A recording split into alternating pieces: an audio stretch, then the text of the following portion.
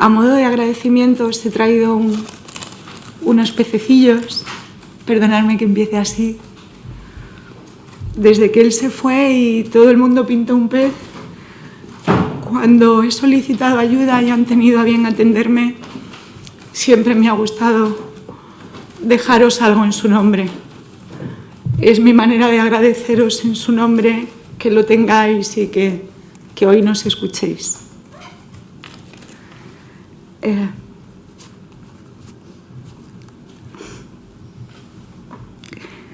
Hace 6 años, justo hoy, 4 meses, un 11 de mayo, o sea, un 11 de febrero nos enteramos que Gabriel ya no volvería con nosotros vivo. Afortunadamente, gracias al esfuerzo de muchísima gente, de los cuerpos de seguridad del Estado, de una excelente consideración entre las administraciones públicas, tanto locales, autonómicas como estatales, tuvimos quizás la suerte que no han tenido otras víctimas de poder solucionar nuestro caso y que Gabriel volviera con nosotros, aunque no de la manera que quisiéramos. Hoy día 11, en su nombre, pues realizo la comparecencia. Antes de empezar, me gustaría pediros un pequeño ejercicio con el fin de que, de alguna manera, aunque sé que la empatía sobra, podáis entender qué significa para nosotros el que puedan hablar de él de forma incorrecta, ¿no? Supongo que todos este fin de semana habéis pasado momentos con seres que queréis, que amáis, y seguro que alguno de esos momentos, si lo pensáis con una persona especial, ha quedado recogido en alguna fotografía. No sé qué pasará por vuestras cabezas, si son vuestros hijos, vuestra pareja, pero siempre hay momentos que pasamos con los seres que queremos, que retratamos.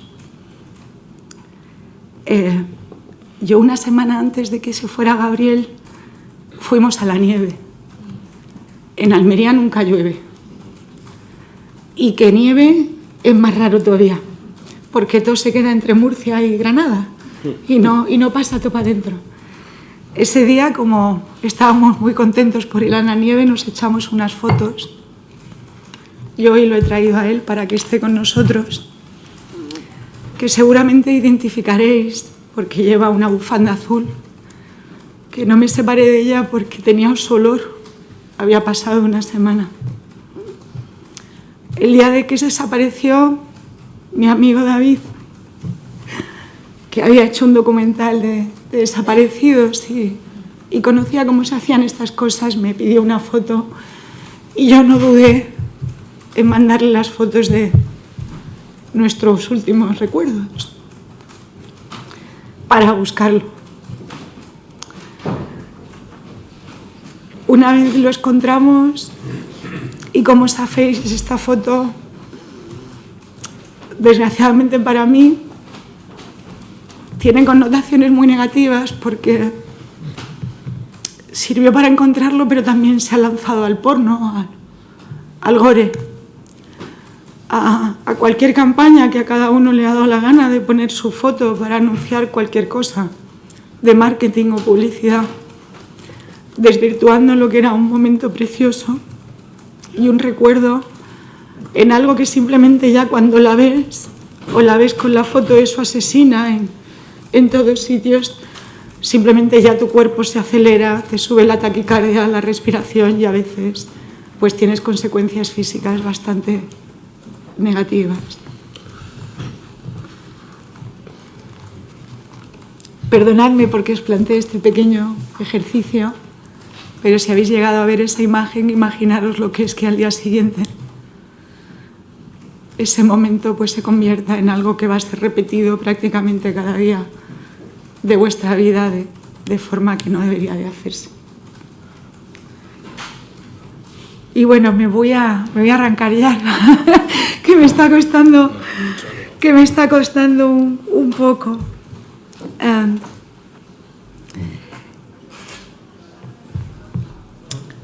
Ayer, cuando estaba escribiendo, estaba terminando de escribir este discurso, me pasaron una noticia en la que decían que en nuestro caso se nos estaba informando adecuadamente de las cosas necesarias que tenían que ver con nosotros.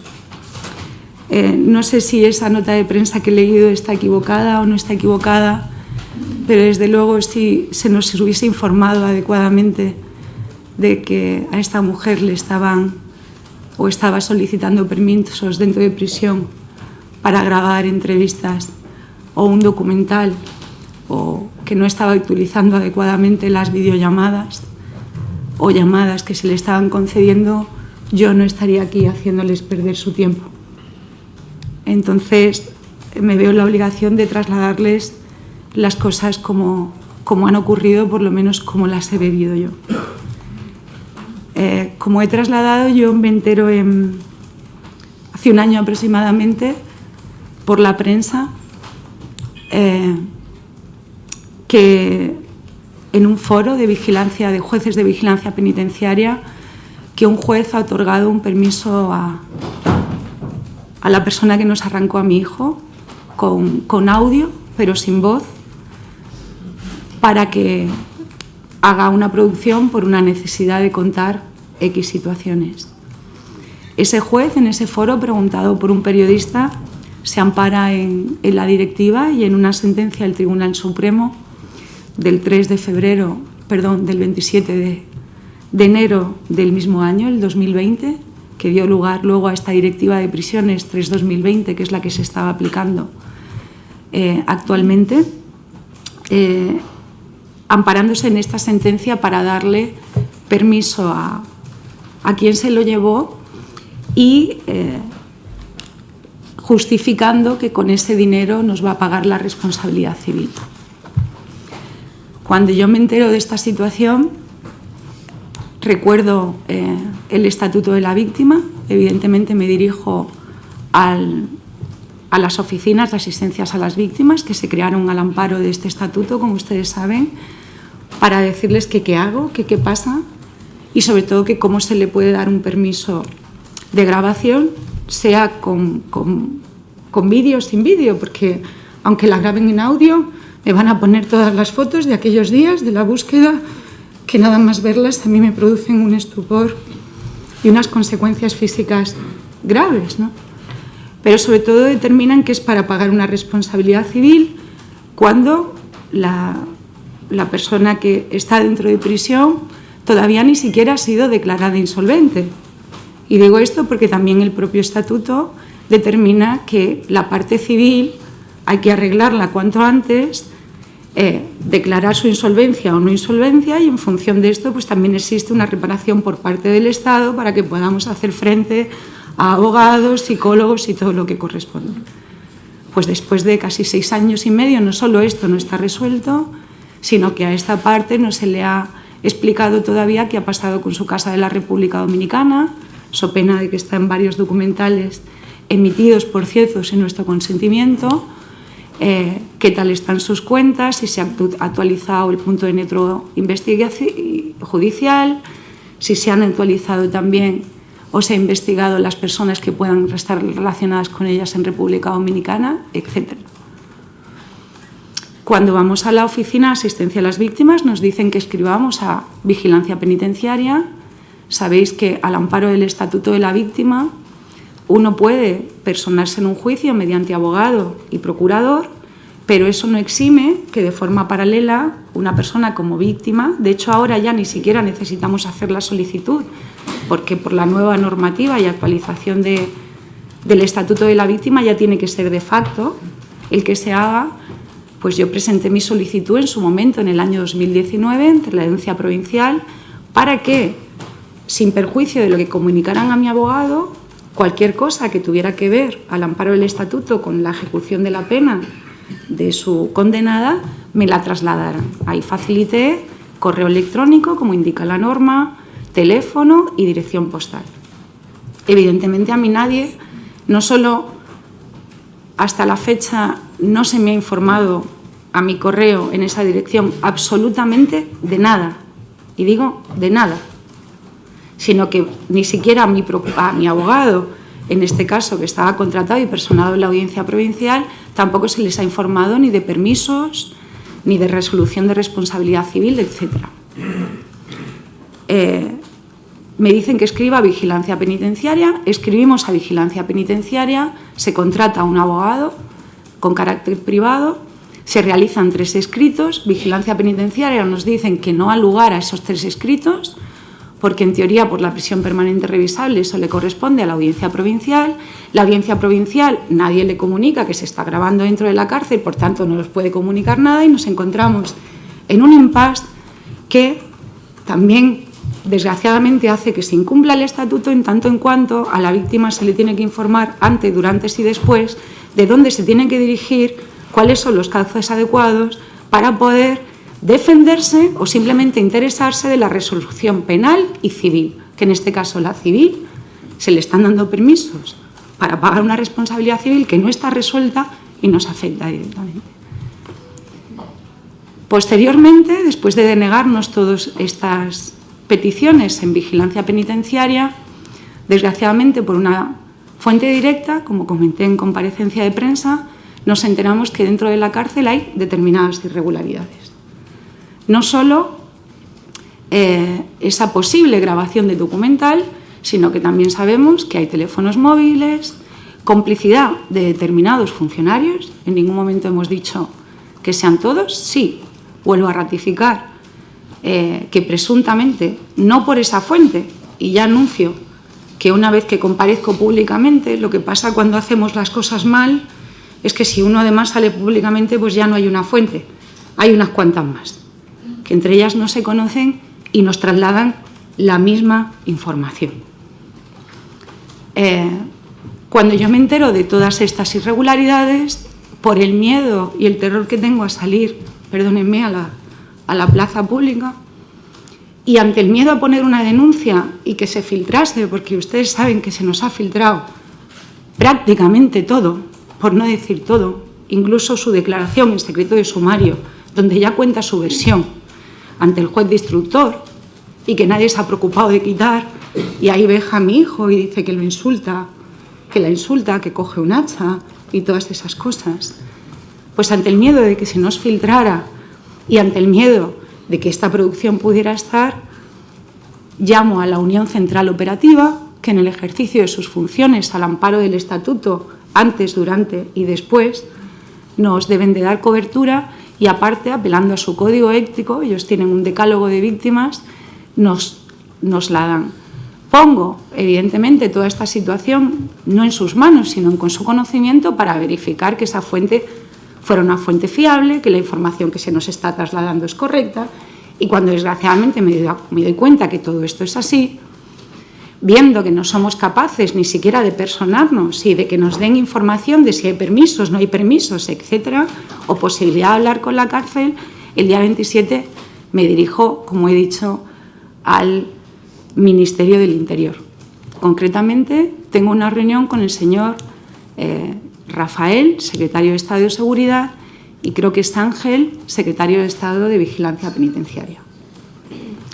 Ahí les traslado todo lo que os acabo de comentar, más otras irregularidades, como que se le está metiendo, tenemos conocimiento, dinero en los vis-a-vis, que tiene un móvil dentro de prisión, que no sabemos, por eso yo nunca he afirmado que pueda ser así, pero también sí podría serlo, si lo está utilizando para ponerse en contacto con periodistas, con las diferentes personas que forman parte de esta producción que ella quiere hacer, así como otros hechos de relevancia, tales como que tiene o ha otorgado poderes a personas de fuera sin estar resuelta la responsabilidad civil, etcétera, etcétera, etcétera.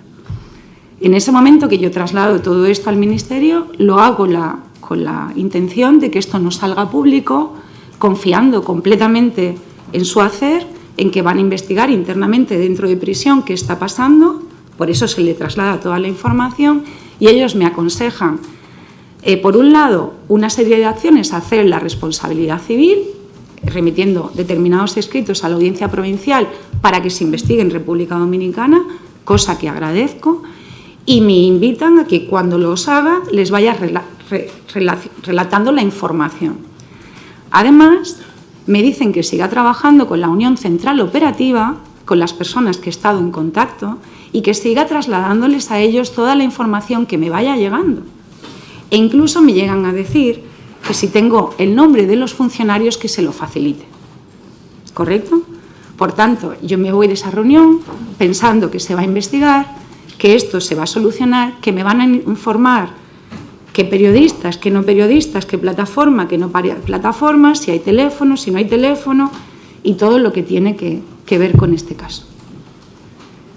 Sigo trabajando, evidentemente, durante esos 4 meses me siguen viniendo informaciones de esa fuente directa, hasta que yo, justo 2 semanas antes de salir a rueda de prensa, me entero que se ha ido a vender un producto a una plataforma que distribuye estas producciones, en este caso Netflix, y que además se están utilizando unas llamadas que se dan desde prisiones y videoconferencias solo a familiares y amigos por los periodistas.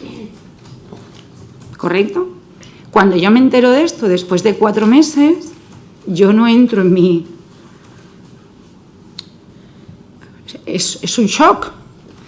Y entonces escribo una carta al señor Rafael informándoles de que sabemos que sigue existiendo esa complicidad con los funcionarios, que sabemos que tiene un móvil dentro, que sabemos que esa pieza se ha intentado vender a una plataforma o se ha llegado a acuerdos con una plataforma y que sabemos que hay determinadas videoconferencias y llamadas que no tienen los permisos, que están siendo usadas por periodistas.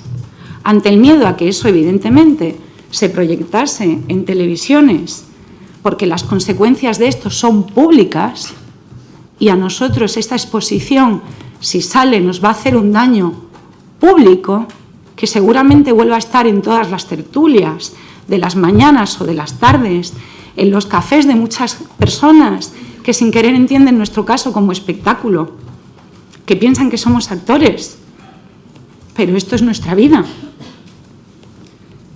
Le escribo esta carta y le pregunto, después de hacerle llegar todo lo nuevo, que qué van a hacer desde la Secretaría General, si van a secuestrar al medio, si han identificado a los funcionarios, si tienen el teléfono, si saben la productora, si hay permisos, etc.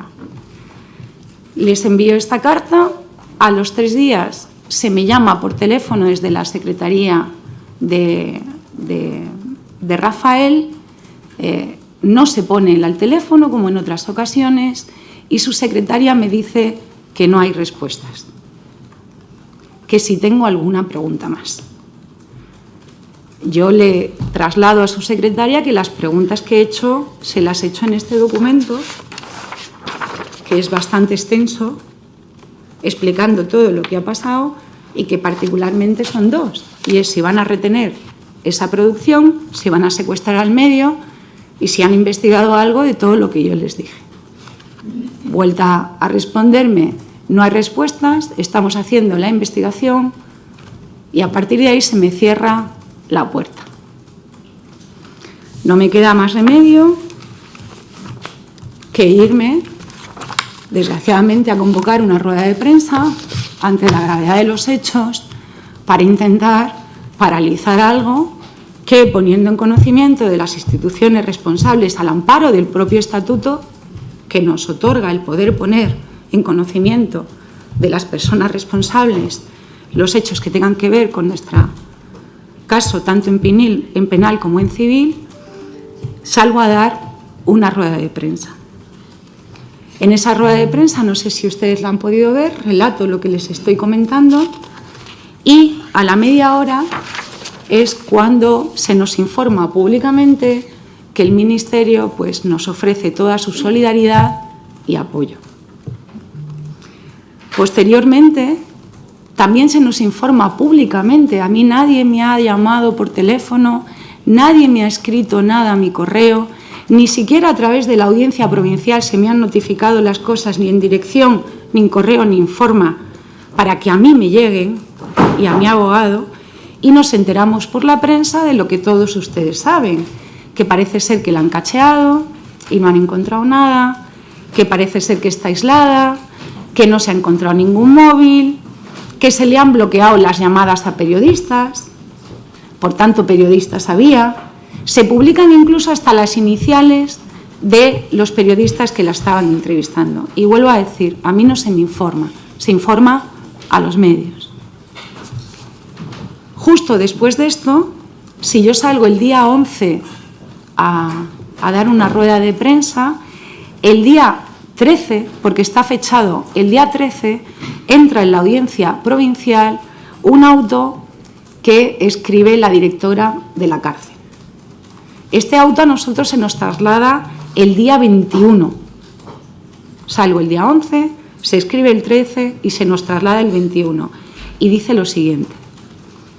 La dirección de este centro penitenciario ha tenido conocimiento a través de la información que la interna Ana Julia Quezada ha trasladado a diferentes profesionales del mismo que una plataforma televisiva se muestra interesada en la realización de un documental o serie televisiva recreando todos los aspectos vinculados al asesinato del niño Gabriel Cruz en Almería en el año 2018, por el que la interna está cumpliendo una condena de prisión permanente revisable y dado que, según refiere, tiene la necesidad de explicarse y contar la realidad de los hechos contenidos, contando su versión de los mismos. Como si no se lo hubiese contado al juez de instrucción y se hubiese filtrado o no hubiese tenido un juicio público con todas las garantías. Segundo, de resultas a esta propuesta televisiva, la interna espera recibir unos ingresos que, según sus palabras, dedicaría al pago de la responsabilidad civil derivada del delito y al mantenimiento económico de su propia familia. Por tanto, reconocen que hay un ánimo de lucro, cosas que yo ya había trasladado a prisión previamente. Tercero, indica la interna que los periodistas encargados son, permítanme que no dé los nombres, y que la productora o la plataforma es Netflix. Cuarto, el centro penitenciario no tiene capacidad ni posibilidad de contrastar ninguno de estos aspectos, más allá de la solicitud realizada por Ana Julia Quezada para que se autorice la comunicación con los periodistas citados. De igual modo, vuelvo a decir que esto nos llega a partir del día 20, el martes día 14 de mayo tiene prevista la visita de su abogado con el objetivo de revisar contrato a firmar con la productora y pactar las condiciones y cláusulas de su interés, así como la cantidad económica según manifiesta la propia condenada. Dicho lo anterior, el centro penitenciario ha informado a la interna que este tipo de actuaciones excede de la naturaleza y fundamento para las comunicaciones con familiares y amigos que están previstas tanto en la Ley Orgánica, en su artículo 51, como en el Reglamento Penitenciario. Es decir, reconocen que está utilizando de manera espuria y fraudulenta las comunicaciones con amigos y familiares. Y esto también da lugar a reconocer que los periodistas que se han estado comunicando con ella no lo han hecho por los cauces que tienen que hacerlos y es solicitando los permisos oportunos.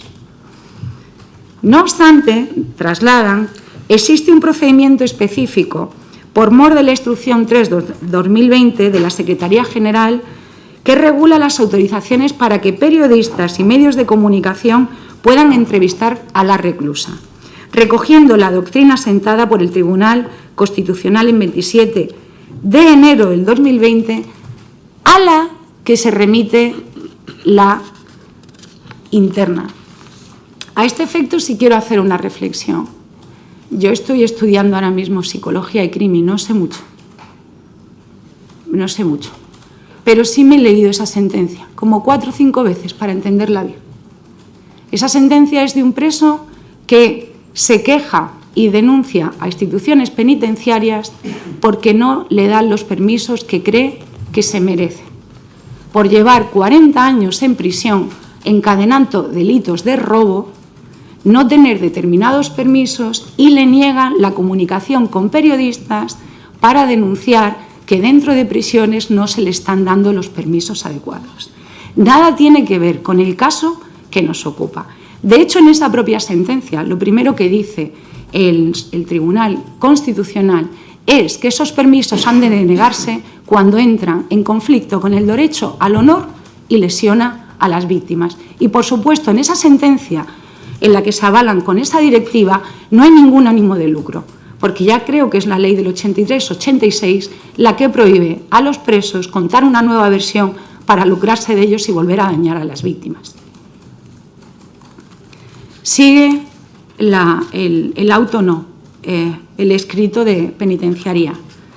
De forma complementaria y conociendo la finalidad espuria de la actuación de la interna que pretende llevar a cabo, sirviéndose de comunicaciones telefónicas, se le va a denegar la comunicación con estos periodistas, derivando a la interna que se sirva de los cauces en la instrucción 3/2020 para solicitar su permiso. En todo caso, subrayo, el centro penitenciario no puede asegurar que la relación entre estos profesionales y la interna se lleve a cabo por otros medios como pueden ser las comunicaciones escritas. Esta es la única respuesta que he tenido, que ni siquiera me ha permitido poder tampoco entrar en ese contrato que se ha firmado con el abogado y saber cuál es, que he tenido por parte de prisiones. Y quiero dejarlo claro, porque si no, yo no estaría aquí, si me hubiesen permitido poder hacerlo todo desde la parte privada. Dicho esto, creo que desde el escrito que se nos traslada de prisiones se manifiesta primero la incapacidad de prisiones para informar, controlar y evitar que nuestros agresores nos puedan lesionar gravemente por medio de estas videoconferencias, de estas llamadas y producir documentales o true crime. Tal es el caso que la directiva lleva aplicándose desde 2020, ya vemos Rosa del Peral con videograbaciones ilegales, El Cachopo, más un montón de casos que yo creo que si tienen a bien a preguntarle a la Guardia Civil se están sucediendo dentro contra víctimas que están fuera por el mal uso de sus acosadores o agresores. Por tanto, creo que lo primero que hay que plantear es que si uno da una serie de derechos, debe de establecer las consecuencias de esos derechos y los delitos que se pueden producir cuando uno los implementa. Establecer cuáles son, en este caso, por decirlo así, los puntos críticos de esos derechos para poder establecer los criterios de protección necesarios para que no se conviertan en armas arrojadizas contra las víctimas, que es lo que está sucediendo.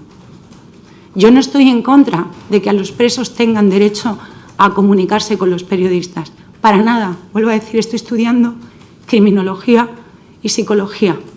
Creo en la prevención, creo en la reinserción, pero también digo que no para todo el tipo de presos y que hay gente que por su capacidad criminal y su capacidad de reincidencia, igual este tipo de cosas no se las debemos autorizar. Porque además están condenados por actos que les han llevado a la cárcel que tienen que ver contra el honor, contra la integridad, contra el asesinato y contra la vida. Por otro lado, por parte de ese escrito se manifiestan las intenciones espurias de la presa. Si estamos hablando de que ella tiene que reinsertarse, rehabilitarse y salir a la sociedad, dejarla que cobre para que nos vuelva a lesionar cuando está condenada, no solo por el asesinato de mi hijo, sino por un delito contra la integridad moral, contra su padre y contra su madre. Y le están permitiendo, para pagarnos, que nos vuelva a lesionar para que tengamos que denunciar otro nuevo delito de lesiones e integridad moral.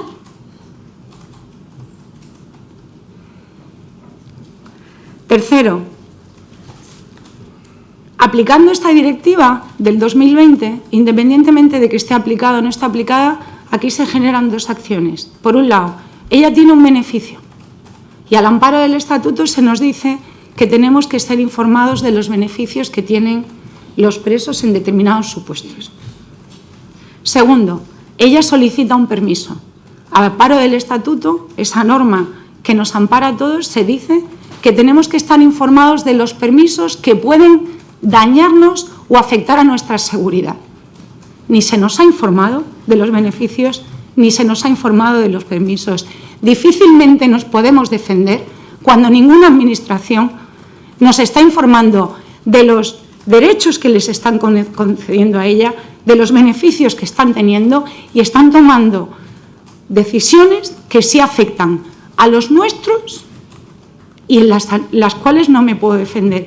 Y que si no llega a ser por una fuente que lo sabe, que tiene un compromiso ético y moral y nos llama para decirnos que esto está pasando, me lo hubiese encontrado mañana por la mañana o pasado en una televisión cuando hubiese ido a desayunar y seguramente me hubiese dado un jariqui o me hubiese ido corriendo ya de este país.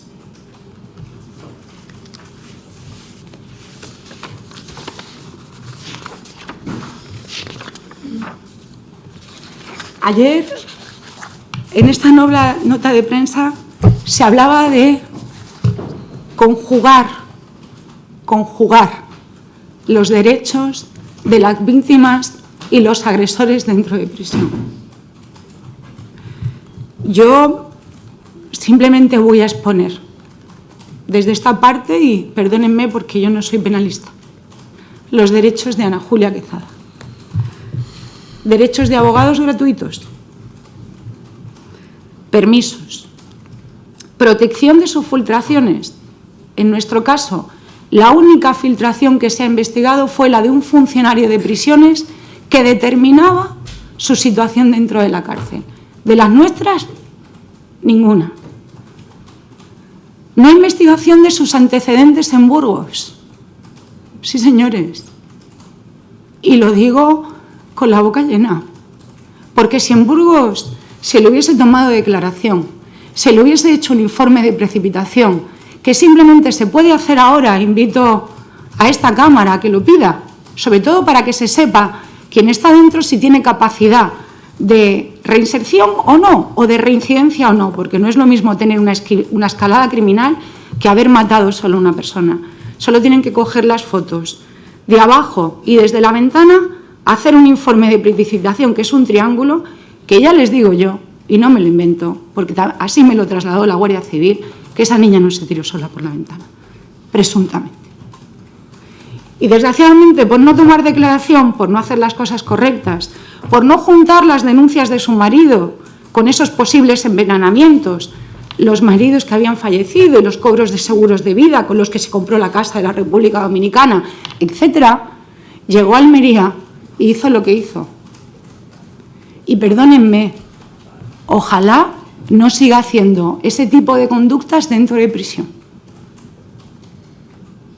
Creo que existía una responsabilidad hacia nosotros de averiguar esos hechos de ahí arriba, estuvieran prescritos o no, pero sobre todo una responsabilidad hacia la víctima que murió y hacia el resto de personas que han sido afectadas por esta mujer, y dilucidar los hechos. Creo que esto es mucho más importante que ponerle un micrófono para que pague la responsabilidad civil y nos vuelva a contar una nueva versión por su necesidad de la historia. Dentro de sus derechos tampoco ha dado cuenta de su casa de la República Dominicana. ¿Qué ha pasado? ¿Dónde está? ¿Quién la tiene?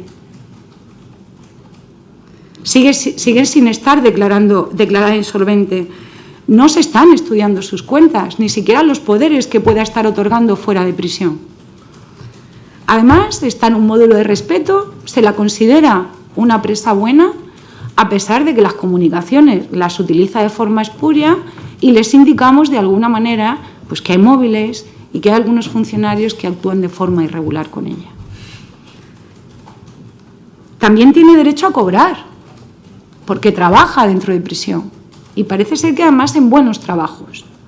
y a mandarle parte de ese dinero a su familia a la República Dominicana, teniendo una responsabilidad civil que enfrentar no solo con nosotros, sino con todos ustedes y cualquier ciudadano, porque la búsqueda de esa señora está puesta dentro de su condena y al Estado, es decir, a todos nosotros, nos debe un dinero por habernos expuesto durante 12 días a alimentar los bulos y hacer que buscáramos a nuestro pequeño cuando ella lo tenía escondido.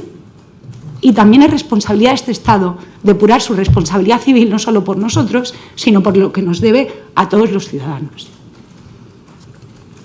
Pero también tiene derecho al honor. También tiene derecho a su propia imagen y a su intimidad familiar, a contar su nueva versión.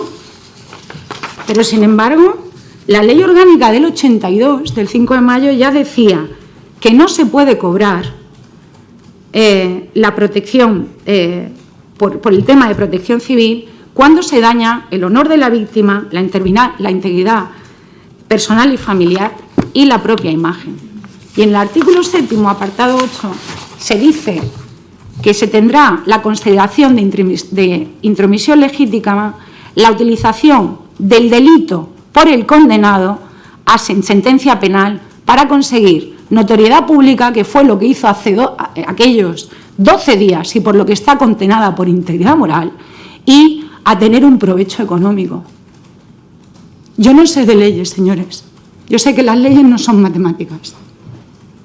Pero aparte de las leyes, los que los interpretan tienen que entender que si esta mujer tenía derecho, nosotros también. A diferencia de que ni nosotros no hemos matado a nadie, ni hemos lesionado, ni hemos atacado la integridad, ni física ni moral, de absolutamente nadie. Por tanto, sus derechos no pueden prevalecer por encima de los nuestros.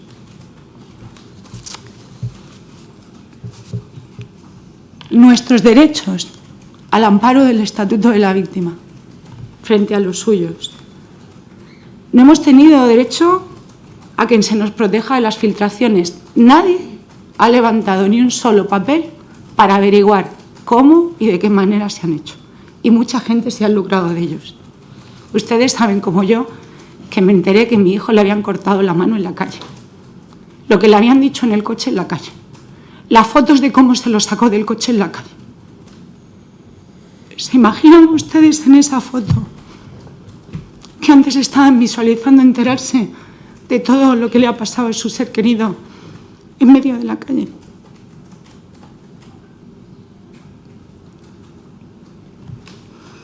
Tampoco hemos tenido ninguna protección en los medios por parte de las instituciones. Mira que pedimos un pacto ético que firmó hasta el último colegio, Universidad de Periodistas de este país, asociaciones de desaparecidos, asociaciones de derechos humanos, ONGs que protegen a los niños. Conseguimos, después de un trabajo ingente, que se nos cerraran las puertas del juicio para las periciales y para nuestros testimonios. Sopesar de que es un derecho que está recogido en el Estatuto de la Víctima y que, como hemos visto después, es posible aplicarlo como se hizo en el caso de Laura Loelmo. Pero sobre todo para que nosotros pudiéramos declarar aspectos de nuestra intimidad que nadie tiene por qué conocer ni saber, porque pertenecen a nuestra propia intimidad.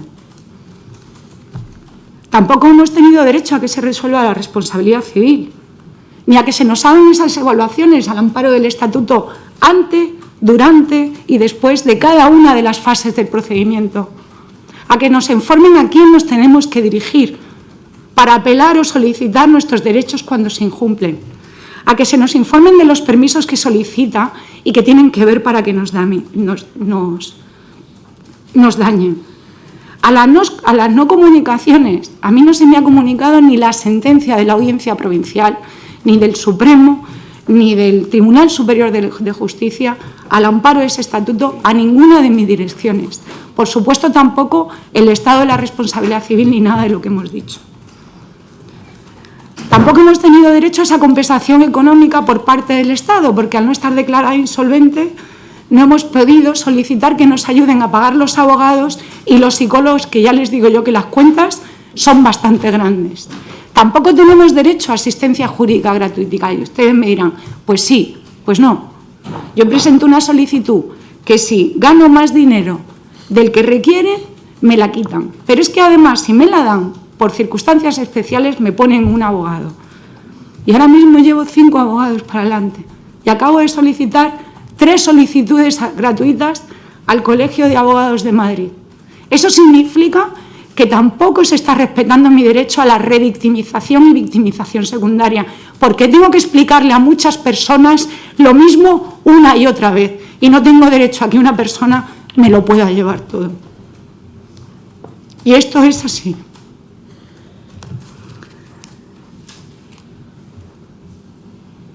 ¿Están ustedes bien? No. Pues ya me queda muy poquito. ¿Estás bien? Sí. ¿Quieres Sí.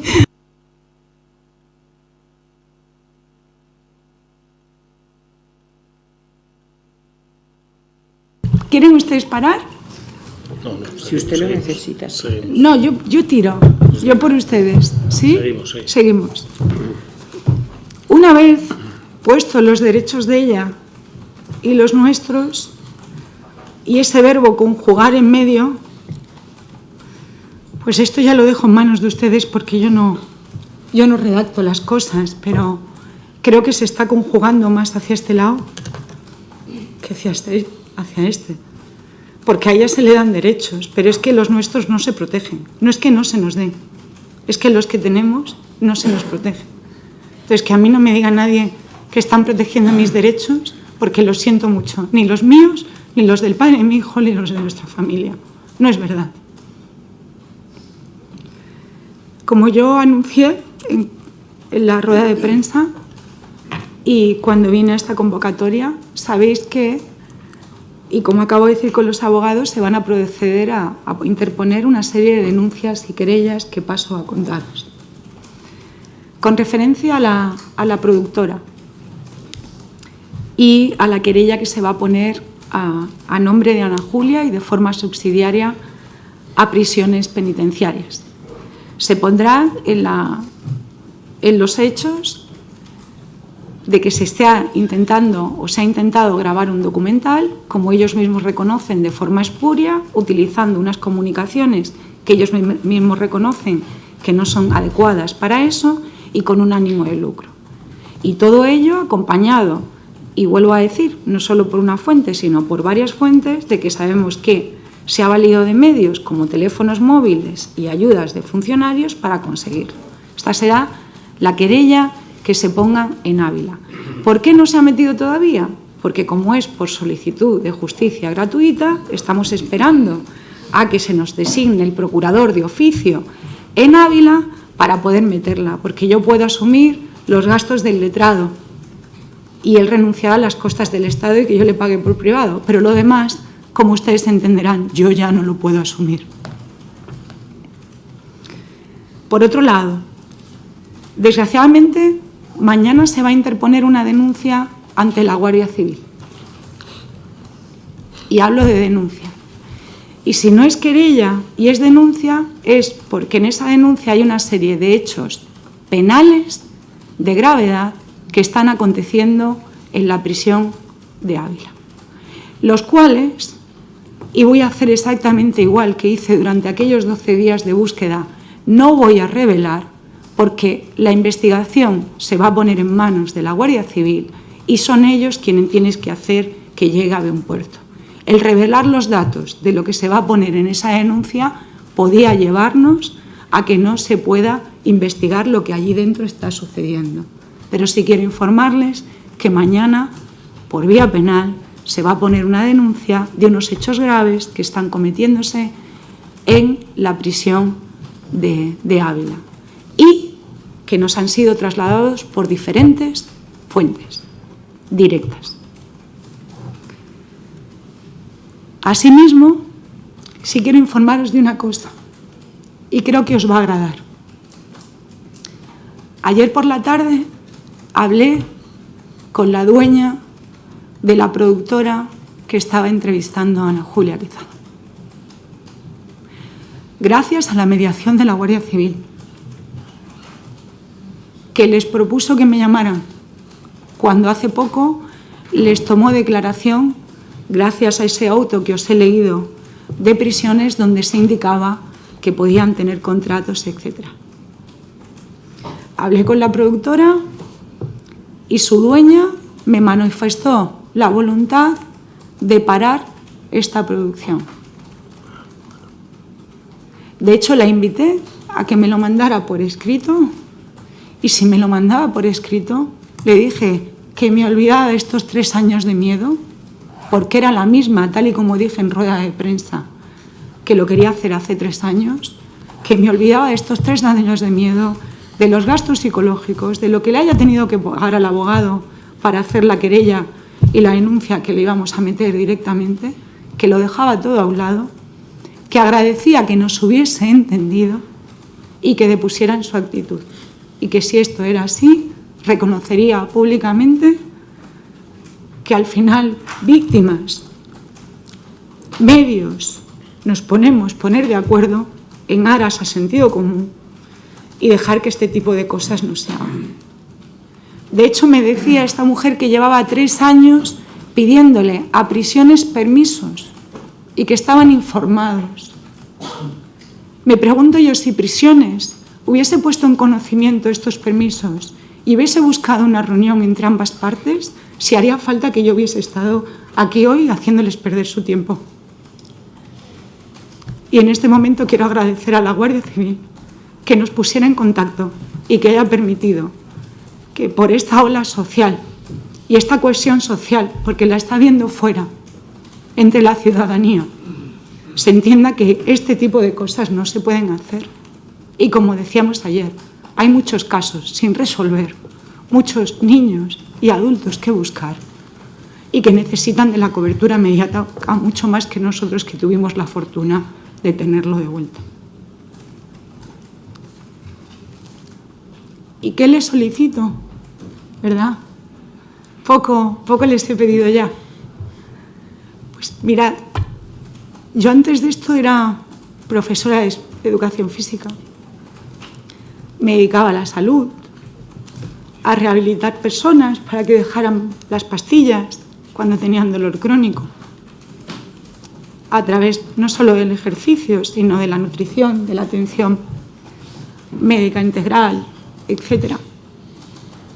Cuando yo monté mi primera empresa, vine aquí a Madrid a un congreso y escuché al psiquiatra Rojas Marcos, yo creo que lo conocéis, y me acuerdo que me dijo en aquel congreso: si piensas en grande, haces mediano; si piensas mediano, haces pequeño; y si piensas pequeño, no haces nada. Y yo me acuerdo que ahí no la estaba montando yo todavía la empresa, no sabía cómo, quería montar una asociación sin ánimo de lucro. Y dije, pues igual tenemos que montar algo más grande, ¿no? Y entonces pedí una subvención, montamos un proyecto que tardamos 3 años de innovación y desarrollo con la Universidad de Almería. Pedimos una subvención, nos dieron un premio a nivel nacional y montamos una empresa con un grupo de profesionales que utilizaban el conocimiento de la universidad para llevarlo a la calle y mejorar la vida de los ciudadanos. Yo hoy aquí voy a pensar en grande, si ustedes me lo permiten. Pero voy a pensar en grande porque creo que lo que voy a pedir nos beneficia a todos. Y lo que solicito en el día de hoy es un pacto de Estado. Le solicito un pacto de Estado en la definición de que este es un asunto de especial trascendencia, porque nos puede afectar a cualquiera de los que estamos aquí sentados, y teniendo en consideración que no tiene nada que ver con la tilde política o lo que cada partido represente, sino que estos son derechos humanos que creo que cada ideología los tiene en común. Y que precisamente para esto es para los que todos nos tenemos que poner de acuerdo, para preservar los derechos fundamentales. ¿En qué me baso para pedirle a ustedes un pacto de Estado? Me baso en los antecedentes del año 2017, que fue la última vez que ustedes firmaron un pacto de Estado con el tema de violencia de género. Ese pacto de Estado no solo ha permitido que se desarrollen aún más las leyes de violencia de género, ha permitido además una política social tremenda, que ha generado una cohesión social tremenda y que hoy eso permite que nadie pueda publicar determinados titulares, que nadie pueda volver a victimizar o culpabilizar a las víctimas de maltrato, que tengan los servicios y las asistencias que merecen, aunque quede mucho camino por delante. Eso nos ha generado hoy en día que entendamos que el maltrato no se puede permitir, pero también nos ha generado que no podamos poner en un tuit lo que queremos o en una nota de prensa, o que a una señora digamos en un periódico que ella se lo ha buscado porque llevaba la falda corta, gracias a ese pacto de Estado. Por tanto, al amparo de ese pacto de Estado y rescatando a las mujeres de violencia de género, y ese papel que además se hizo públicamente denunciando la violencia vicaria, Rocío, ¿cómo se llamaba? Rocío, apellido, la hija de Rocío Jurado, Carrasco, que además sirvió para que la sociedad entendiera por qué sí y por qué no. Me gustaría que le preguntaran a esas mujeres víctimas de violencia de género o vicaria si están dispuestas o permitirían que sus agresores cobraran desde sus cárceles para contar sus casos. Creo que no estoy pidiendo nada que no esté ya hecho. Solo que lo que ustedes han tomado como un pacto de Estado para violencia de género se traslade a cualquier víctima de violencia grande. ¿Y a qué me refiero de violencia grande? Pues a agresiones sexuales, a pederastia, a violaciones, pero no solo por parte de hombres, si es por la parte contraria, lo mismo. Porque todas las víctimas que padecemos violencia, y ninguna nos merecemos este tipo de cosas. Por tanto, solicito que ese pacto lo extiendan a nosotros también y a aquellas personas que no estamos reconocidas dentro de él. ¿Qué implicaría este pacto?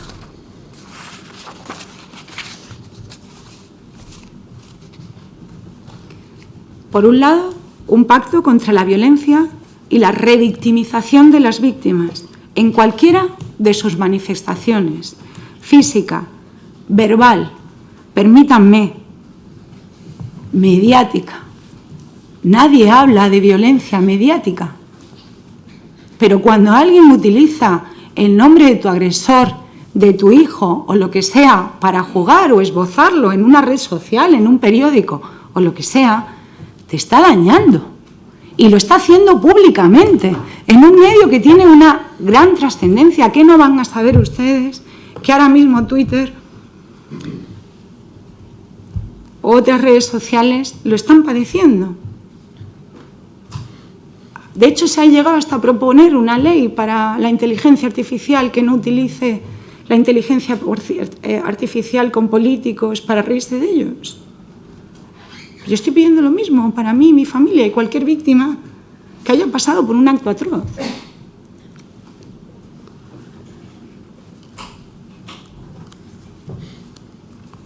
Pido en ese pacto que evidentemente se regulen esas prácticas, se desarrollen políticas sociales y comunitarias, entendiendo como comunidad dos sitios, evidentemente prisiones y las comunidades de redes sociales. Hay que aprender en medios y en redes sociales a consumir sucesos. Hay que enseñar a las nuevas generaciones y a los que estamos a consumir sucesos de forma responsable. El consumo de la violencia no puede ser morbo y espectáculo. A lo único que nos lleva es a generar más violencia. Igual que hemos hecho un trabajo extraordinario y ya nadie publica el nombre de una víctima de suicidio o el nombre de una mujer maltratada. Ya nadie saca a los niños en una foto con sus padres si no dan permiso. Les pido que hagan lo mismo por nosotros, aunque seamos muy rentables para los medios económicos. Además, les pido que haya una verdadera implementación del Estatuto de la Víctima y su modificación y adaptación para las víctimas que somos, desgraciadamente, objeto de de gusto mediático, por decirlo así. Que se nos ampare con justicia gratuita. Y no un único abogado, sino que no tengamos que ser nosotros quienes les digan esto está mal, sino que los fiscales, ya que son pocos casos, actúen de oficio y con diligencia, disminuyéndose esa revictimización y esa victimización secundaria que tenemos que hacer tras montañas y montañas de papeles. Les pedimos que lo doten económicamente, porque fue una norma que se aprobó y no se aprobó con cargo económico. Y es muy difícil que las administraciones respeten el estatuto de la víctima si en muchos casos no se conoce. Porque hay que formar a los profesionales y hay que darlo a conocer. Y no todos saben qué derechos tenemos. No creemos que estén en contra de nosotros. Difícilmente yo puedo aplicar algo que desconozco.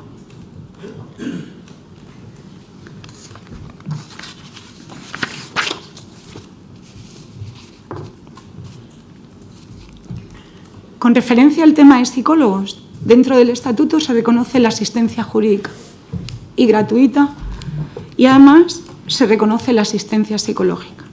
Como ustedes saben, el estatuto dio lugar a formar las oficinas de asistencia a las víctimas.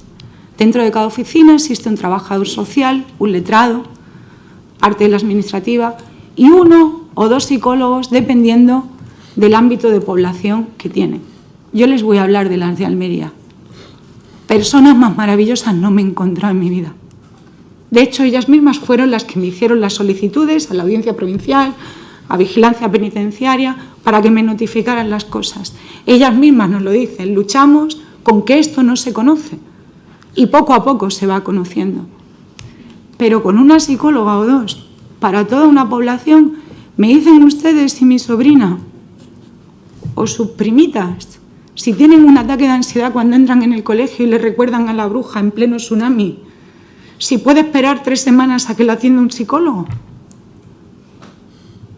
Es imposible. Y si le da un ataque de pánico, los psicólogos, si se nos ofertan, tienen que estar atendiendo a criterios de urgencia y con determinada continuidad. De nada nos vale ir a ver a un psicólogo de la Seguridad Social cada 2 meses, porque en medio, si no me asisten, lo mismo, perdónenme, yo ya me he tirado por la ventana.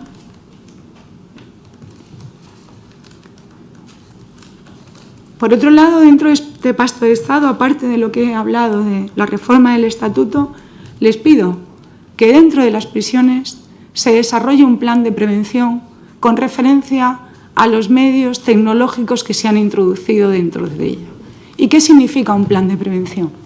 Estudiar, como he dicho antes, qué delitos se pueden cometer si se utilizan mal las videoconferencias, las llamadas, las entrevistas a periodistas y, evidentemente, si no se le comunica a las otras partes afectadas.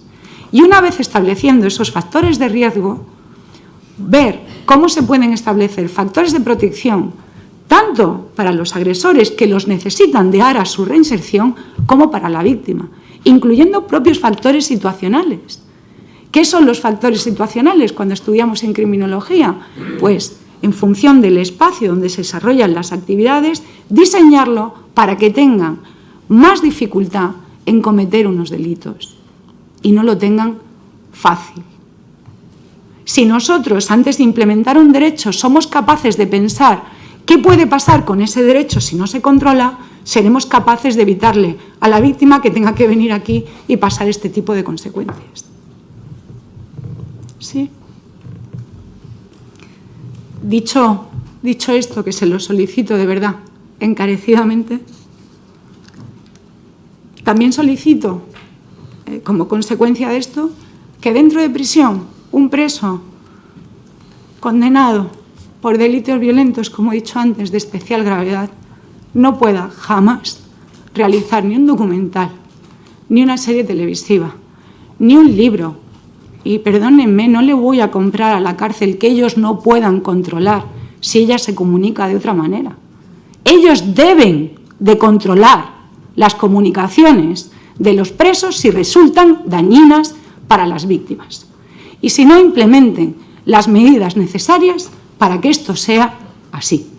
Y si no, no den ustedes los derechos. Porque si no, nos vemos otra vez en demandas más gasto público que pagan los ciudadanos, más lesiones y en estas contiendas que creo que no tienen sentido. Por último, en este pacto de Estado, muy encarecidamente, y me van a perdonar porque quizás es el punto más duro, pido a nivel político que no se politice a las víctimas, como he dicho antes. Nosotras las víctimas venimos a pediros ayuda a todos, a los que forman parte del gobierno de este país. No tiene nada que ver con la ideología. Tiene que ver con unos derechos básicos que todos protegemos porque si no, no formaríamos parte del gobierno del Senado. Y que en el momento que alguien los abandera hacia un lado a otro, lo único que consiguen es enfrentarnos entre nosotros. Y cualquier víctima, cuando está desesperada, se abraza a cualquiera que la quiere ayudar. Y creo que si ustedes, en general, dan ejemplo y no se ponen a nadie en la boca de manera particular, lo que van a conseguir es que la sociedad haga lo mismo y que fomentemos esa cohesión social y esa protección social que nos tienen que dar. Pero les tenemos que dar ejemplo desde las cámaras. Y ustedes pueden hacer un pacto para que a partir de ahora nadie haga esto y sea una conducta reprochable. Y por contra, que les dignifique. En verdad lo que yo les estoy pidiendo es un pacto contra la violencia, sea cual fuere la manifestación de sus causas. Y sobre todo dentro de las instituciones.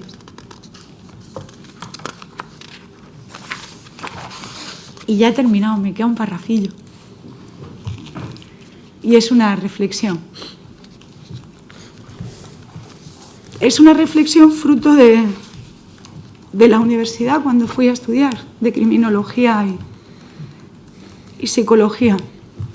Como he dicho antes, lo hice con el fin de poder conocer, pero sobre todo prevenir por qué suceden los delitos y las lesiones que pueden tener las víctimas después. Como ustedes se imaginarán, cuando te pasa esto y luego le pasa a otra persona, te suele buscar y te llama para pedirte ayuda.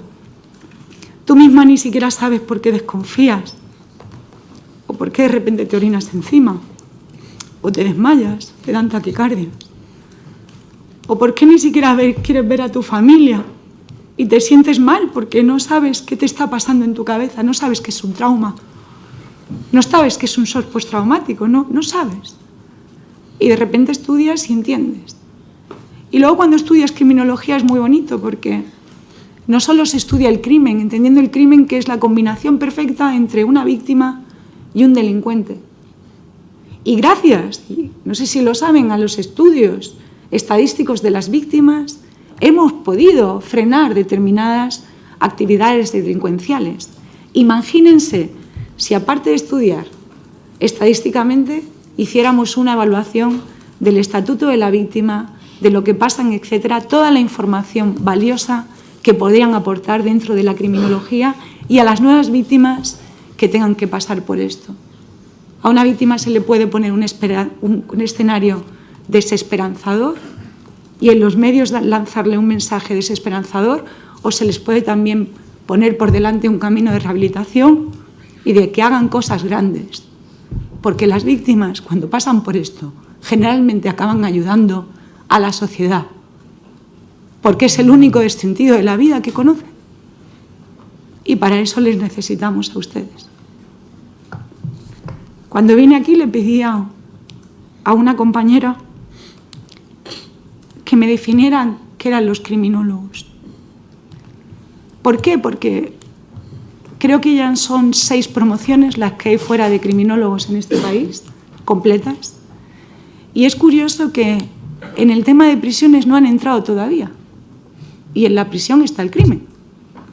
Y si los que estudian el crimen no están dentro de prisiones, ¿cómo podemos hacer esos estudios preventivos para que los móviles no se conviertan en armas, las videoconferencias? ¿Quién hace los informes de criminodinamia? La criminodinamia es la capacidad que tiene un preso de volver a delinquir. Los psicólogos les podrán ayudar, Pero quien sabe realmente cómo funciona la mente de un criminal en función de su historia de vida, porque lo estudia específicamente en la facultad y se han aprobado, entiendo yo, las bases legales para que sea una carrera hoy oficial de este Estado, son los criminólogos.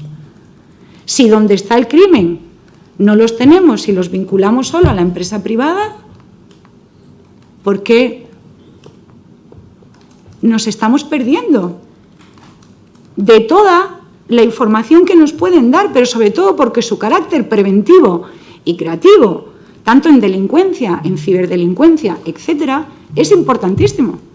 Y nos puede ayudar no solo a ahorrar muchísimo dinero, aunque ustedes no lo crean, y muchísimos litigios, sino a reducir considerablemente el delito y los problemas que tienen las víctimas, que es de lo que se trata. Yo le pedía a una amiga que me escribiera que era un criminólogo, y voy a terminar simplemente definiéndolo, por si ustedes tienen a bien apoyarse en ellos para llevar a esto hacia adelante. La figura del criminólogo es fundamental en nuestra sociedad moderna, debido a su capacidad para desarrollar y aplicar medidas preventivas ante la conducta delictiva, el comportamiento antisocial y los problemas de convivencia. Los criminólogos analizan en profundidad los fenómenos y problemas sociales vinculados con la delincuencia y la convivencia, ofreciendo una comprensión detallada, pero sobre todo soluciones efectivas, tanto para casos concretos como el que nos ocupa, como para zonas conflictivas, poblaciones, comunidades, instituciones y personas. Espero en el día de hoy haber podido ayudar, no haberles aburrido mucho, y que esto nos sirva para generar una nueva cohesión social y con el Estado que nos permita decir que no, de forma clara, a la violencia en cualquiera de sus manifestaciones. Muchísimas gracias.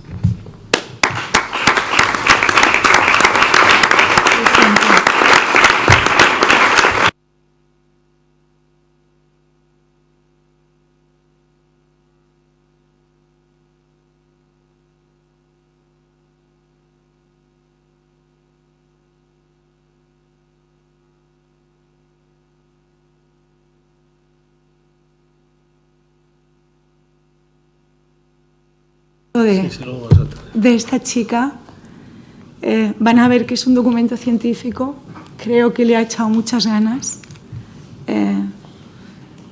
analiza el estatuto de la víctima y la normativa, por eso yo no he querido hoy entrar en el desarrollo de explicar cada una de las leyes. Espero que la tengan en especial consideración, así como otras víctimas que podría decir su nombre, pero prefiero reservar, y que estamos completamente dispuestas a trabajar con ustedes desde la intimidad para mejorar, ofreceros nuestra visión y ayudar a que esto no pase más y a que nadie tenga que pasar por lo mismo que nosotros. ¿Sí? Gracias.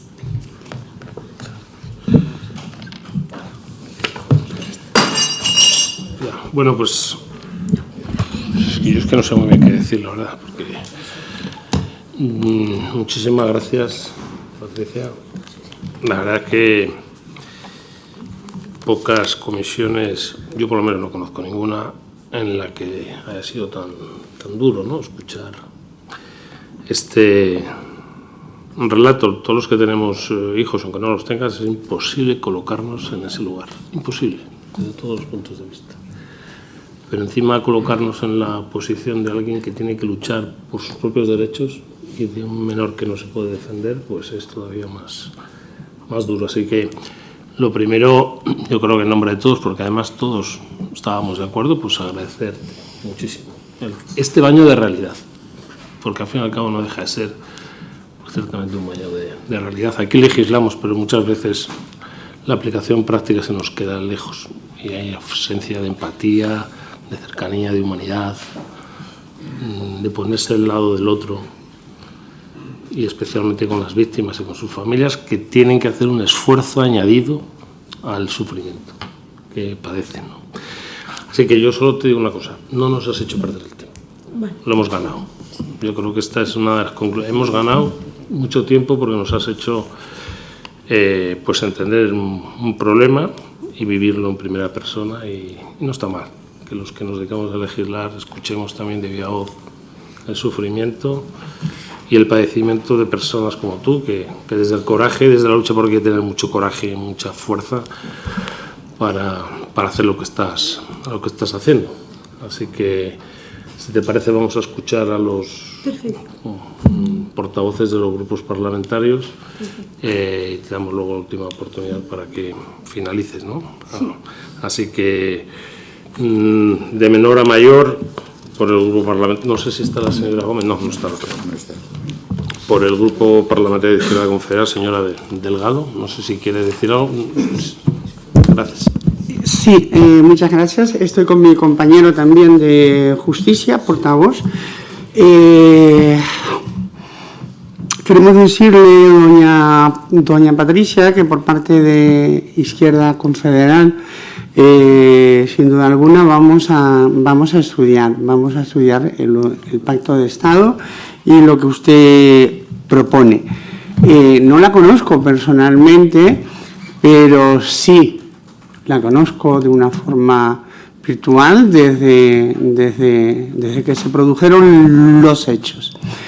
En mi opinión personal, además, a mí me consta de que usted nunca ha buscado ajustes de cuentas. Usted ha buscado justicia. Y ha defendido con uñas y dientes sus derechos a la intimidad y al honor y al respeto de su hijo. Y lamentamos muchísimo el calvario donde se ha visto envuelta a lo largo de todo este tiempo y ahora, de nuevo, últimamente, evidentemente.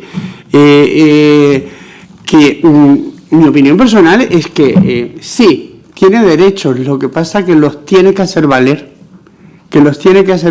Y le está costando Dios y sufrimiento, entre otras cosas, muchos abogados y muchos dineros para poder hacer valer esos derechos. Ha utilizado una palabra que pensaba utilizar yo mientras la estaba escuchando, que era la de dilucidar. Yo creo que se debe de dilucidar e investigar a fondo absolutamente todo lo que ha sucedido en esa prisión de Ávila, para que se ponga sobre la luz todas las irregularidades que han pasado, para que no se vuelva a repetir, porque en las historias a veces, si sacamos de conclusión que no se vuelvan a repetir, bienvenidas sean, pero que esto tal vez también, soy de la opinión también de que todo en esta vida sirve para algo, incluso a veces de las cosas más terroríficas. Este calvario que ha vivido usted ha supuesto ya de momento que la productora, ante la alarma social, entiendo que se ha generado, se ha comprometido a no continuar con ese documental. Espero que este nuevo ejercicio de coraje, de madre coraje, de valentía que usted ha hecho, también sirva para llevar a buen puerto y que nos podamos entender en las partes que nos podamos entender en este pacto de Estado, porque como bien ha dicho, no es una cuestión de ideología, es una cuestión de derechos humanos, y en las cuestiones de derechos humanos deberíamos estar de acuerdo absolutamente todas, todos y todes. Así que muchísimas gracias, doña Patricia, y bueno, que sienta que la respaldamos y que vamos por supuesto a ver, a analizar y a sopesar todo aquello que usted nos ha propuesto hoy. Muchas gracias.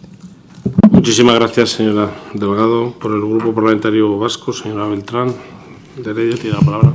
Gracias, presidente, y sobre todo gracias, Patricia, por compartir tu dolor, pero sobre todo por compartir esta visión positiva y las aportaciones que nos haces a quienes tenemos la responsabilidad de proteger a todas las personas, de defender sus derechos. Hoy has puesto en evidencia que el sistema, bueno, tiene sus disfunciones, voy a calificarlo así, y que por tanto nos tenemos que poner manos a la obra.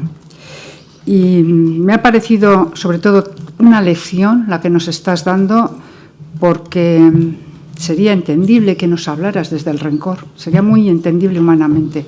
Sin embargo, nos has traído aquí aportaciones, como digo, en positivo para mejorar el sistema, para mejorar la protección a las víctimas, y creo que eso a todos y a todas las que estamos aquí nos debería hacer reflexionar en el sentido de que si tú has sido capaz de ese esfuerzo, nosotros, en el deber que tenemos de servir a la sociedad, cuanto menos tenemos que hacer ese esfuerzo, recoger esas propuestas, recoger ese esfuerzo para llegar a acuerdos, a ese pacto de Estado que has denominado, para conseguir, sobre todo, y me ha gustado, la cohesión social. Ese debe ser nuestra última finalidad. Y sobre todo, como digo, sería entendible que nos hablaras desde el dolor e incluso desde el rencor y, sin embargo, nos has dicho no a la violencia. La violencia no resuelve absolutamente nada. Quienes lo hemos vivido también de otras formas y de cerca, sabemos que eso es así, pero oírlo de las víctimas creo que debería ser para todos nosotros una lección sobre lo que tenemos que trabajar. Por tanto, no nos tienes que pedir perdón por habernos hecho perder el tiempo, porque creo que nos has puesto en nuestro lugar. Hemos ganado tiempo. Por si no estábamos en contacto con la realidad social, la realidad que vive cada una de las personas, tú nos la has traído aquí. Y creo que es de agradecer que hayas hecho ese esfuerzo, doblemente porque sabemos la situación que se vive, el duelo, que no se termina nunca, por mucho que los psicólogos digan que se acaba, no se termina nunca. Y sobre todo, agradecerte las aportaciones, porque al final es, colaborar para que el mundo sea cada día un poco mejor, que es en lo que debemos estar todos y todas nosotras. Muchas gracias, Patricia.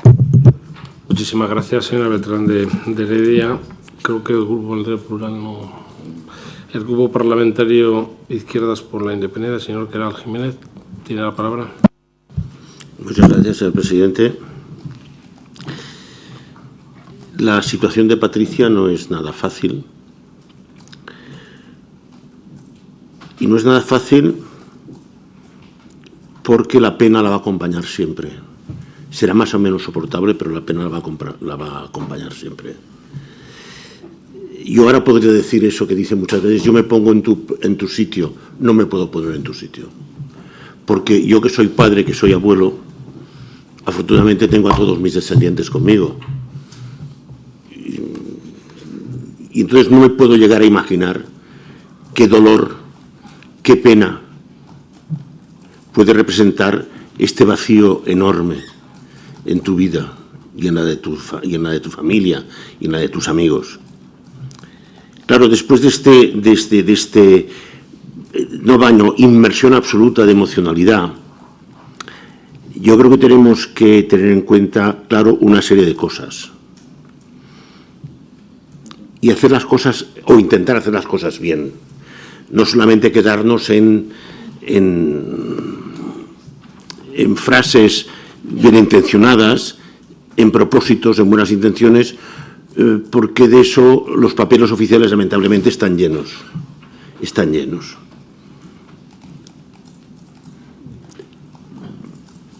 Yo soy catedrático de Derecho Penal y durante más de 20 años he sido director de los estudios de criminología de la Universidad de Barcelona, o sea que sé un poquito de lo que hablo. Entonces, en tu exposición yo creo que hay dos grandes temas, dos grandes áreas. Después hay muchas subáreas que pueden ser muy interesantes, pero ahora no es el momento de hacer una disección. Una, ¿qué es lo que ha funcionado mal? ¿Qué es lo que me hace daño pero no funciona mal? ¿Y qué podemos hacer para que lo que funciona mal deje de funcionar mal? Si empezamos la casa por el tejado, el pacto, tenemos un titular, tenemos una comisión, vendrán aquí los ministros del ramo, que se dice siempre, hay varios ramos, justicia, interior, lo que sea, nuestras comisiones, pero tenemos que ver por qué lo que ha funcionado mal. ¿Por qué la Ley General Penitenciaria no se cumple? ¿Por qué los reglamentos interiores de cada centro tiene uno, por qué no se cumplen? ¿Por qué el Estatuto de la Víctima de 2015, o sea, no es de ayer, tiene casi 10 años de vigor, por qué no se cumple? Y una de las cosas que hay que ver es qué dotación económica tiene, porque al final, siento mezclar tus profundos sentimientos, Patricia, pero al final es una cosa de plata, de guita, de pasta. Es decir, no podemos tener psicólogos si no los pagamos. No podemos tener un correcto seguimiento de determinados delincuentes en prisión si no tenemos buenos profesionales que puedan hacer esos seguimientos. Es evidente. O sea, como no podemos ir al París-Dakar con un SEA 600. Bueno, podemos ir, pero claro, no pasaremos de la primera duna. Y aquí me da la sensación que siempre, cuando hacemos las leyes generalmente cuestan dinero ponerlas en marcha, generalmente cuestan dinero. Y entonces hay muchas disposiciones al final, disposición adicional, disposición final, disposición transitoria, pero yo no acostumbro a ver, es más, es por donde empiezo a leerlas. Partida económica, esa disposición adicional económica no viene. Con lo cual, no es que me hicieron, es que no viene. Entonces, es decir, dejemos también el buenismo de querer hacer buenas obras, que hay que hacer buenas obras, yo no digo que ahora tengamos que ser malos, ni mucho menos, pero hagamos las obras buenas, bien hechas. Entonces, de nada nos servirá un pacto de Estado, una comisión, llamémoslo como queramos, si no decidimos, si no primero investigamos el problema, lo conocemos bien y diseñamos las soluciones. Y gran parte de las soluciones pasan por una inversión potente. Claro, eso es el Estado, ese es el Estado social, ese es el Estado de bienes y servicios. Claro, ese es el Estado que los que no quieren pagar impuestos, pues no nos permiten tener. Porque claro, sin impuestos esto no se paga. Salvo que creamos en el maná divino. Yo personalmente no creo en maná divino, yo creo que los impuestos es lo que permite hacer acciones sociales. Es lo que permite hacer lo que en criminología llamamos una política criminal integral. Y eso es muy importante, eso es muy importante. Ese estudio previo, tú has relatado aquí una serie de anomalías, algunas de ellas sorprendentes, que en clase de Derecho y Criminología diríamos eso no es posible. ¿Por qué? Porque hay un artículo, hay una exposición, hay una circular que dice que eso no es así, pero que sabemos, los que nos hemos dedicado a esto, y nos seguimos dedicando de alguna forma, sabemos que pasa, que son anomalías, que son corruptelas, a veces porque no se puede hacer de otra manera, también hay que ponerse en el lado de que tiene que aplicar las cosas y no tiene instrumentos personales y materiales para aplicarlo. Entonces, todo lo que no sea con seriedad, con sinceridad, con valentía, afrontar el problema de las víctimas en general y después ir estudiando las diferentes víctimas.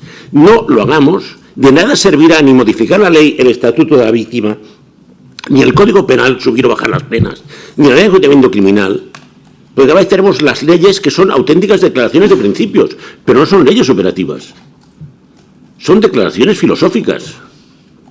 Entonces, estudiar y dinero. Esta es mi pobre aportación al sufrimiento, al padecimiento, a la emotividad. O sea, intento poner en la balanza sentimientos y cosas materiales. Pero lo único que nos puede, en parte, ayudar a paliar, no eliminar, a paliar estos sentimientos de tragedia permanente, de impotencia, de sinsentido de la vida, es una política pública digna. Y las políticas públicas dignas se sostienen en políticas fiscales dignas también. Mi agradecimiento por tu valentía, por hacernos llegar a tu preocupación, por ir sin escudo por la vida, por exponernos lo que tú crees que es tu verdad, que creo que tiene mucha parte de verdad, y disculparme porque los grupos pequeños tenemos un problema. No tenemos el don de la ubicuidad, todavía, lo hemos pedido pero no lo tenemos, y me tengo que ir a otra comisión. Por lo tanto, Un abrazo muy fuerte y que sigas en el empeño. Muchas gracias. Muchísimas gracias, señor Queralt, por el Grupo Parlamentario Socialista. Señor Franco, tiene la palabra. Buenos días a todos y a todas. Patricia, te voy a tutear, si me lo permites. No es usual en el Senado tutear a las personas que comparecen, pero es un caso especial. Tampoco voy a hacer una intervención política. El cuerpo, después de haberte escuchado a ti, no me pide hacer intervención política. No es el momento ahora mismo, a mi modo de ver, de hacer política y menos política partidista. Ya se ha dicho sobre la pérdida de tiempo, nada más lejos de la realidad. Ha sido el tiempo mejor empleado que esta Cámara puede dedicar a lo que debe dedicarse, intentar solucionar los problemas de la sociedad. A veces la política diaria nos aleja de la realidad diaria, valga el juego de palabras. Y tú, básicamente, hoy, Patricia, nos has dado una lección de vida. Esa es la palabra, una lección de vida. Y que sepas, Patricia, y estoy seguro de que no hablo solamente en nombre del Grupo Socialista, estoy seguro que puedo hablar en nombre de todos los grupos parlamentarios, que tu dolor es nuestro dolor y que tu lucha es nuestra lucha. Y seguiremos estando contigo, Patricia, allá donde podamos ser necesarios. Has conseguido mucho ya. A ti te parecerá poco, seguro, pero has conseguido mucho. Primero, has conseguido, después de lo que tú nos has comentado, que se investiguen esas irregularidades imperdonables, impresentables que se han podido dar, pero también en ese equilibrio del que tú hablabas, Patricia, de la balanza. Yo parto de la base de que el conjunto de los funcionarios de instituciones penitenciarias es gente que cumple rigurosamente con su deber y que si hay alguno o algunos que no lo hacen, hay que depurarlos, hay que depurar esas responsabilidades. Y también entendiendo tus sentimientos en el sentido de que te consideras, digamos, no suficientemente atendida por las autoridades del Ministerio del Interior, pues también te digo en este terreno que has conseguido mucho ya. Has conseguido ser escuchada, que por otra parte es el deber de nuestros dirigentes políticos, por supuesto, escuchar a las personas que tienen algo que decir, y tú tenías mucho que decir. Y también conozco desde hace mucho tiempo al secretario de Estado, a Rafael Pérez. Sé que es persona sensible y sé, me consta, que va a hacer todo lo posible por esclarecer lo que ha pasado y que se va a poner al servicio de la justicia para que se haga justicia, valga la redundancia. También quiero comentarte, Patricia, que por supuesto nos has conmovido. Y esto seguro que para ti va a ser duro. Gabriel estará orgulloso de tener la madre que tiene. Gabriel estará orgulloso de la lucha que está llevando a cabo su madre y que la sociedad española en general también está orgulloso del trabajo que estás haciendo, que vas a seguir haciendo y que bien sea a través del Pacto de Estado o como sea, estaremos siempre a tu lado. Muchas gracias. Muchísimas gracias, señor Franco. Por el Grupo Parlamentario Popular, señor Santamaría Ruiz, tiene la palabra. Sí, gracias, presidente. La verdad es que yo también voy a ser breve, porque creo que el protagonismo, y también, si me permites que te tutee, debe ser para tus palabras y no para las nuestras, para la que tú, protagonismo para lo que tú nos has dicho y no para lo que nosotros podamos decir. También, como han dicho, es imposible ponerse en tu piel, sentir, bueno, todo por donde has tenido que pasar como madre, como familia, víctima de un crimen atroz y también como propia víctima de ese crimen. Yo, la verdad, no he podido quitar la vista de la foto del niño y más allá de que todos somos padres, pero como ciudadanos, ¿no? Vivimos aquellos días, no se nos va de la cabeza, desgraciadamente, estos terribles sucesos y la verdad es que se nos quiebra el ánimo, el alma, la voz y en ese sentido no sé si consuela, pero trasladarte pues todo el afecto, el corazón, la solidaridad. Bueno, pues nosotros representamos al Grupo Parlamentario Popular, pero yo creo que a todos los españoles. Ha sido testimonio duro, un día donde sí que hemos aprovechado mucho el tiempo, donde coincido que no es momento para hacer política, pero sí para decirte que nuestro deber, somos muy conscientes que debemos de estar, somos muy conscientes que tenemos que estar al lado de las víctimas y que las cosas que nos propones tienen sentido. Es decir, hay que analizar por qué se han producido esas disfunciones, como ha comentado la compañera del Partido Nacionalista Vasco, porque seguramente responderán a algo, y si entendemos por qué se producen esas disfunciones y cuáles son los motivos que las generan, pues probablemente las podamos atajar. Habrá que analizar la normativa penitenciaria que propones como parte de ese pacto de Estado, que ya te digo que nosotros asumimos el reto de ponernos a trabajar en cuanto terminemos y ponernos manos a la obra. Hemos hablado de fondos públicos, evidentemente, nos has hablado de cosas de sentido común, como la extensión del alcance de la ayuda psicológica a las víctimas, del alcance del turno de oficio, de los servicios que presta la abogacía y la procura a las víctimas en una batalla que no termina con la respuesta o la acción punitiva del Estado, ¿no? Somos muy conscientes de que la acción punitiva es un elemento esencial del resarcimiento de las víctimas y por tanto pensamos que evidentemente se debe producir una respuesta dura y que el Estado debe ser duro y no tener complejos a la hora de castigar a las víctimas, pero no termina ahí. En lo que nos propones la reforma del Estatuto de la Víctima y un tema aún mucho más complejo, que es una reflexión profunda, y yo creo que de toda la sociedad, de qué es lo que está pasando con esos contenidos que llegan a nuestros chavales, sobre todo los más jóvenes, o también a las personas de cierta edad, ¿no? Debemos reflexionar como sociedad en qué ámbito de la educación estamos fallando para que esos contenidos, que jamás deberían tener el alcance o lo que está sucediendo, pues lo tengan. Y por tanto, ya te digo, asumimos el reto. Creemos que los derechos nunca colisionan y que el derecho de las víctimas y de las familias no puede o no entra en colisión con el derecho que tiene la población reclusa, por supuesto que no. Pero desde luego tenemos muy claro que si tenemos una prioridad, la nuestra es estar al lado de los derechos de las víctimas. Y eso simplemente es lo que te queríamos decir, y gracias por tu testimonio. Muchísimas gracias, señor Santamaría. Ahora tenemos ¿Quieres decir alguna cosa? No, yo solo agradecer. Sí, tienes la palabra. Te doy la palabra. Agradeceros el que me hayáis escuchado. Sí, deciros que ayer cuando hablaba con la productora y me decía esto, le invité evidentemente que a través de sus abogados nos hiciera llegar un documento donde realmente se comprometieran. Espero que así sea. Y si es así, lo trasladaré a la presidencia de la comisión para que ustedes lo sepan. Desgraciadamente no sabemos si es la única productora que se ha puesto en contacto con ella. Investigaremos y bueno, ya he comentado que pondremos las acciones legales pertinentes y deciros que venía muy asustada,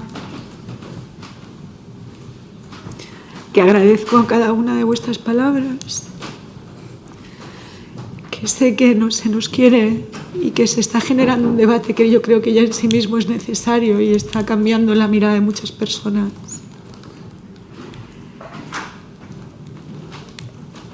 Pero aprovechando las palabras de lo que querría mi pequeño Gabriel, el otro día un amigo que ha sido como mi padre, yo perdí a mi padre de muy jovencita, gran psiquiatra, me decía: Patricia, vete de aquí, vete de este país. Estás perdiendo la vida. No hablas igual. No eres la misma. Y tu hijo seguro que necesita que lo defiendas. Pero seguro que no estaría contento de verte como estás perdiendo tu vida, como estás perdiendo a tu madre y cómo te estás mal cuidando. Yo me quiero volver a retirar a la intimidad. No tengo ningún afán de salir públicamente más. Y solo les pido, pues eso, que si me pueden ayudar para que así lo pueda hacer y para que mi pequeño pueda estar orgulloso de mí, porque vea que me cuido y empiezo a construir sin piedras en el camino, pues se los agradezco soberanamente. Gracias.